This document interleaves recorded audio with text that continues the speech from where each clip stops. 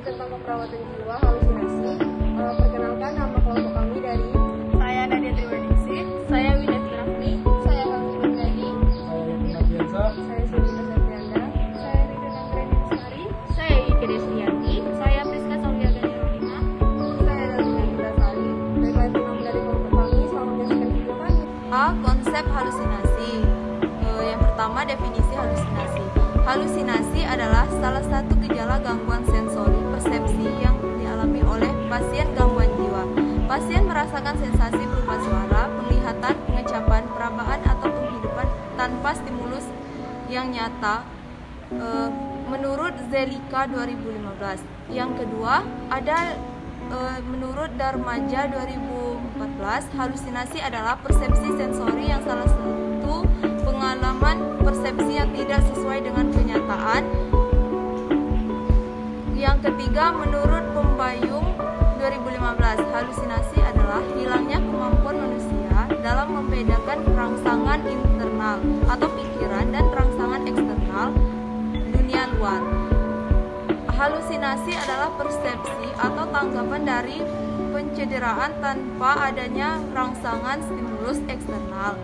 Menurut Stuart dan Laraya 2013. Selanjutnya ada halusinasi merupakan gangguan persepsi di mana pasien mempersepsikan sesuatu yang sebenarnya tidak terjadi.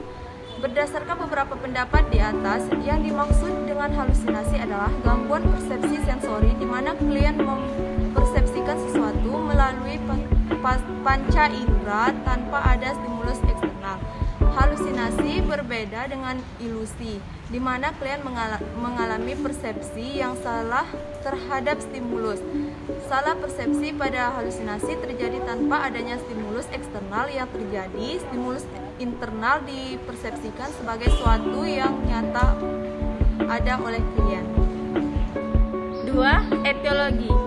Menurut Stark dan Laraya 2015, faktor-faktor yang menyebabkan klien gangguan jiwa mengalami halusinasi adalah sebagai berikut. A. Faktor predisposisi. 1. Faktor genetis. Secara genetis, skizofrenia diturunkan melalui kromosom-kromosom tertentu. Namun demikian, kromosom keberupa yang menjadikan faktor penentu gangguan ini sampai sekarang masih dalam tahap penelitian.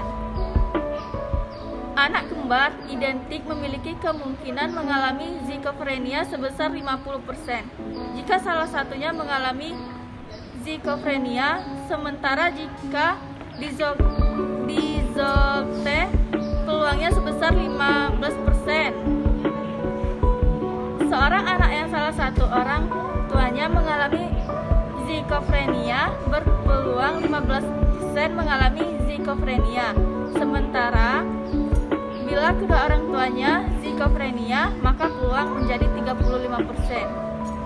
2. Faktor neurobiologis. Klien skizofrenia mengalami penurunan volume dan fungsi otak yang abnormal.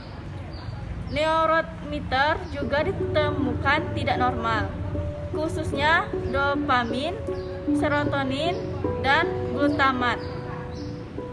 Sikap atau perilaku meliputi merasa tidak mampu, harga diri rendah, putus asa, tidak percaya diri, merasa gagal, kehilangan kendali diri, merasa punya kekuatan berlebihan, merasa malang, bertindak tidak seperti orang lain dari segi usia maupun kebudayaan, rendahnya kemampuan isolasi, perilaku agresif, ketidakkuatan pengobatan, ketidakkuatan penanganan gejala. B. Faktor presipitas, yaitu ada 5. Yang pertama, berlebihnya proses informasi pada sistem saraf yang menerima dan memproses informasi di tamulus dan frontal otak. Yang kedua, mekanisme penghantar listrik di saraf terganggu. Yang ketiga, kondisi kesehatan meliputi nutrisi kurang tidur, ketidakseimbangan irama sirkadian, kelelahan, infeksi, obat-obat sistem saraf pusat, kurangnya latihan hambatan untuk menjangkau pelayanan kesehatan. Yang keempat, lingkungan meliputi lingkungan yang memusuhi krisis, masalah di rumah tangga, kehilangan kebebasan hidup, perubahan kebiasaan hidup, pola aktivitas sehari-hari, kesukaran dalam hubungan dengan orang lain, isolasi sosial, kurangnya dukungan sosial, tekanan kerja, kurang keterampilan dan bekerja, stigmatisasi, kemiskinan, ketidakmampuan mendapat pekerjaan.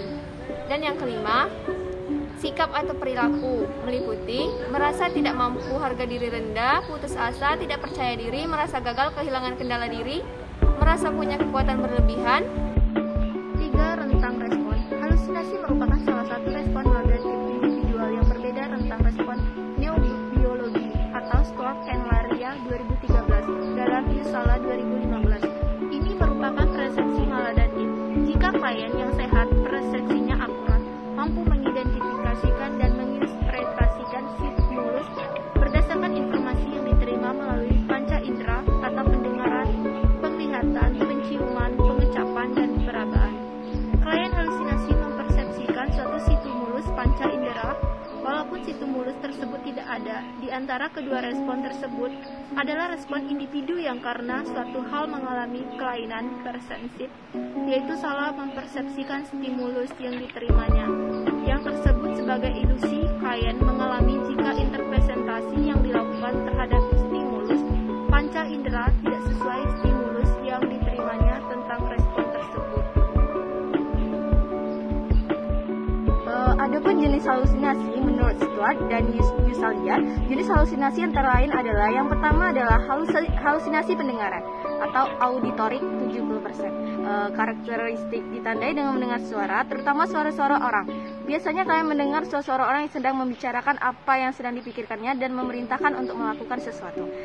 Adapun yang kedua yaitu halusinasi penglihatan visual yaitu 20%. Di mana karakteristik dengan adanya stimulus penglihatan dalam bentuk pancaran cahaya, gambaran geometrik, gambar kartun dan atau panorama yang luas dan kompleks.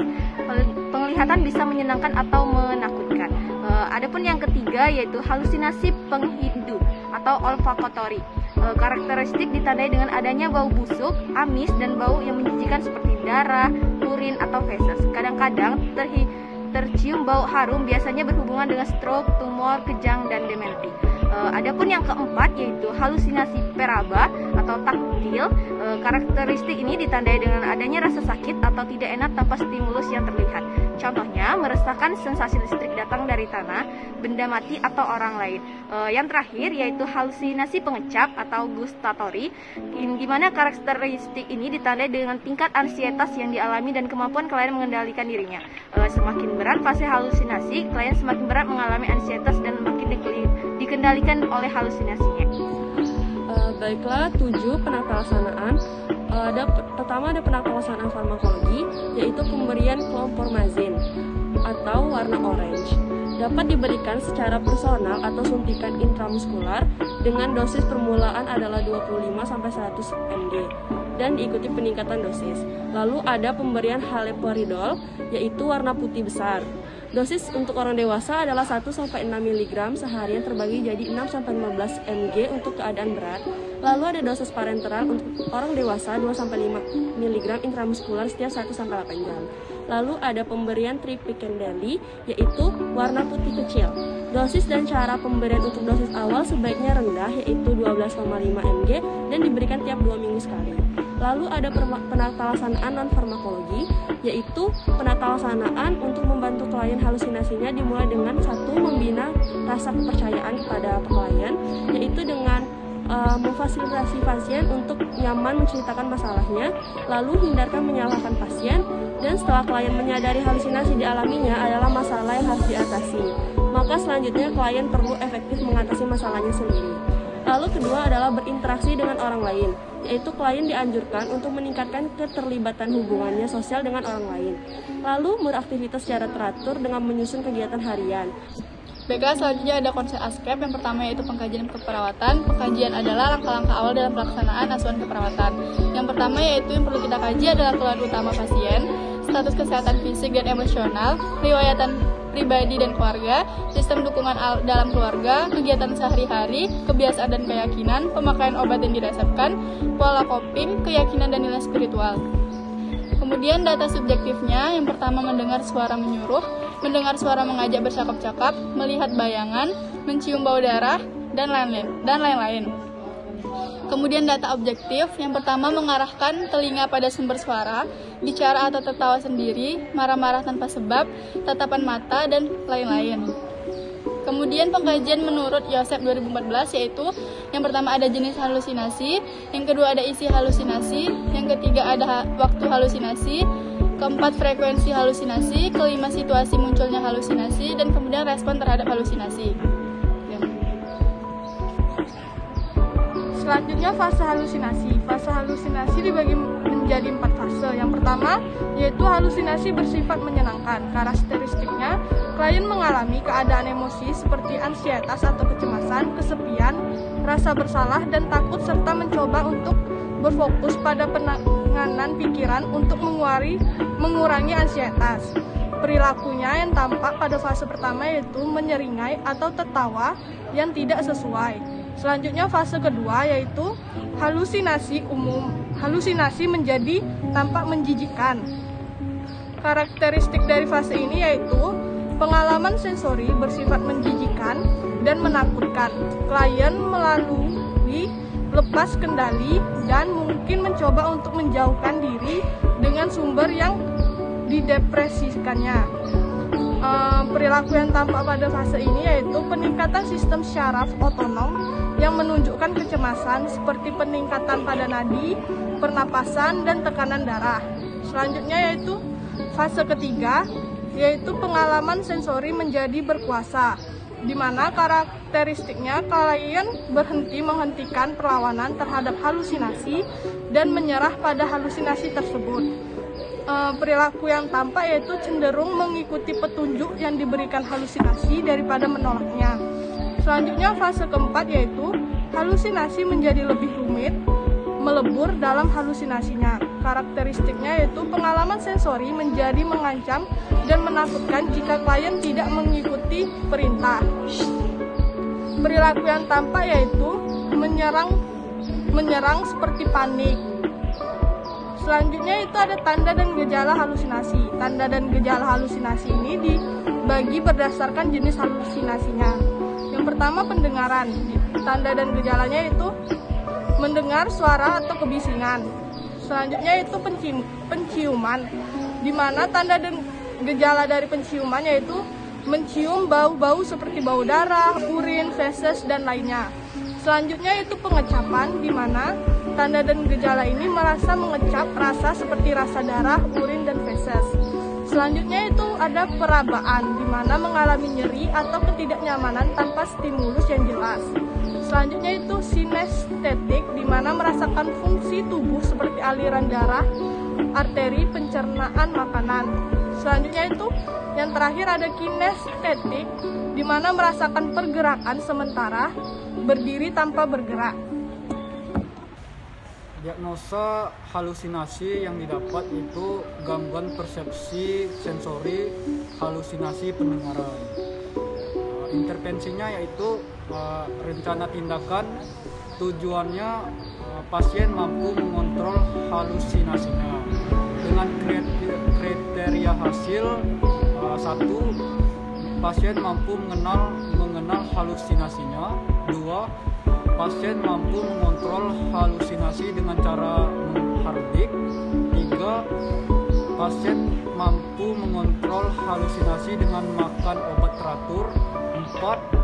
Pasien mampu mengontrol halusinasi dengan bercakap-cakap dengan orang lain. 5. Pasien mampu mengontrol halusinasi dengan melakukan kegiatan terjadwal. Tindakan keperawatannya yaitu SP1. 1. Mengidentifikasi isi, frekuensi, waktu terjadi, situasi pencetus, perasaan dan respon halusinasi. 2. Mengontrol halusinasi dengan cara menghardik. SP2-nya mengontrol halusinasi dengan makan obat teratur.